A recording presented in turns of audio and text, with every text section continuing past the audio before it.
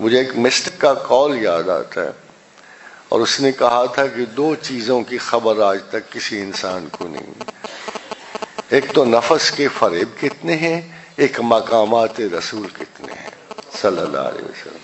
آج تک ان 2 باتوں کی خبر کسی کو نہیں۔ ان کی تعریف و توصیف کا ہم کیا درجہ رکھیں اور کیا مقام رکھیں، یہ نہیں سمجھ آتی ہمیں کہ ہم ان کو کس مقام پر رکھیں اور کیا تعریف و توصیف کا درجہ ان کا رکھیں۔ حلاوت ایمان کے ضمن میں رسول اکرم صلی اللہ علیہ وسلم نے پوچھا حضرت عمر سے، عمر مجھے کتنا چاہتے ہو؟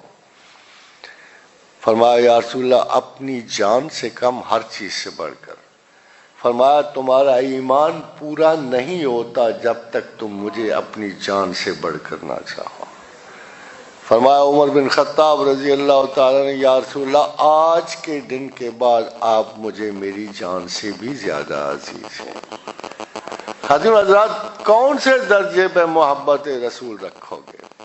کس مقام پہ جا کے رکو گے کہ یہ درجہ ہے رسول کے عشق کا، محبت کا ان کے؟ یہ بڑا مشکل سا کوسچن ہے۔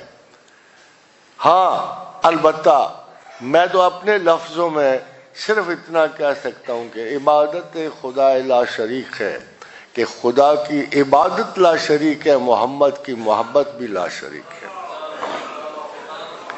اس میں کسی دوئی کی گنجائش نہیں۔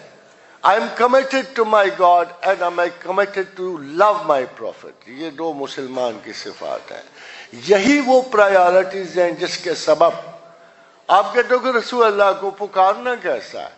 2 عظیم ترین جنگیں مسلمانوں کی اللہ کے رسول کی پکار پہ، اللہ کی پکار پہ نہیں ہے، اللہ کے رسول کی پکار پہ شروع ہوئی اور ختم ہوئی۔ خادم حضرات، جب راڈرک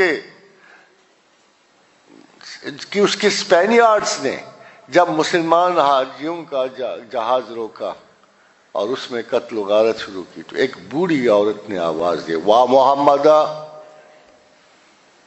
واہ محمدہ، یا محمد آپ کہاں ہو، کدھر ہو، ہماری مدد کو آؤ۔ اس ایک لفظ کی بنا پر موسیٰ بن نصیر نے طارق بن زیاد کو بھیجا اور 950 برس اس گستاخی کی سزا دینی پڑی جو وہ لفظ راڈریگ نے اس عورت کو کہا۔ آج محمد تو کیا تیرا خدا بھی تجھے نہیں بچا سکتا۔ اس ایک لفظ کی گستاخی پر 950 برس مسلمانوں نے اسپین پہ حکومت کی۔ اور خواتین و حضرات، ریجنالڈ کرک کے والی نے جب سلطان کی ایک بھانجی کو نیزہ مارا، اس نے بھی یہی لفظ کہا، واہ محمدہ۔ لگتا ہے یہ بڑا کامن سا لفظ تھا، یہ رواج میں تھا، ٹریڈیشن میں تھا، واسطے میں تھا کہ اے رسول اگر لوگ تیرے پاس آئیں اور مجھ سے اپنے گناہوں کی معافی طلب کریں، استغفر لہم، اگر تو بھی ان کے لیے معافی کی سفارش کرے تو پھر ہم بخشنے والے۔ لگتا تھا یہ پروٹوکول جاری تھا، ایک پروٹوکول ہے کہ اس کے بغیر، حالانکہ خدا نے خود یہ قرآن میں آیت اتاری اور ارشاد فرمایا کہ رسول اگر تیرے پاس لوگ آئیں اور تجھ سے اور میری مغفرت طلب کریں تو اگر تو بھی ان کے لیے مغفرت کی دعا کرے تو پھر ہم بخشنے والے۔ Everywhere there is a protocol which can never be broken at any cost۔ اور یہ آسمانوں کے پروٹوکول تو بڑے سخت ہوتے ہیں، کیسے آپ سوچ سکتے ہو؟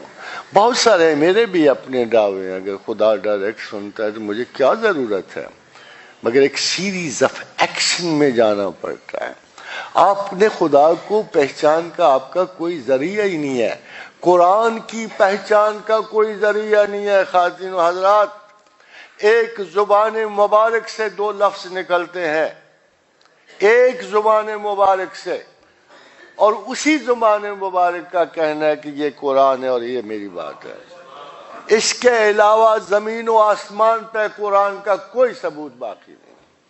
کوئی فرشتہ نہیں اترا تھا ڈکلیئر کرنے والا، ہاں ایک خطاب اترا تھا جو آپ ہر سیاستدان کو دیے پھرتے ہو، ایک خطاب اترا تھا، اور وہ خطاب تھا کہ یہ 40 برس تک اللہ نے اپنے رسول کو صادق اور امین کہلوایا تھا۔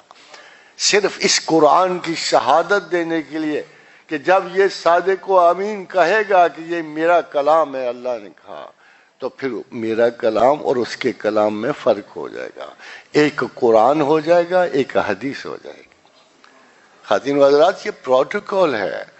ہاؤ فار آئی کین، آج 1500 برس بعد اگر میں مسلمان ہوں تو میں اپنے رسول کی وجہ سے ہوں۔ میں اپنے ماں باپ کے رویوں کو دیکھ بیٹھا، علماء دین کے رویے کو دیکھ بیٹھا، اگر میں ان کی بنا پر اپنے دین کو جج کروں تو I can never be a good Muslim۔ مگر آج بھی اگر میرے لیے کوئی سینکٹیٹی موجود ہے، کوئی مثال موجود ہے، جو حق، میری طلب حق پہ اگر کوئی پوری شخصیت جو ہے وہ میرا سمبل اور آئیڈیل بن سکتی ہے تو محمد رسول اللہ صلی اللہ علیہ وسلم۔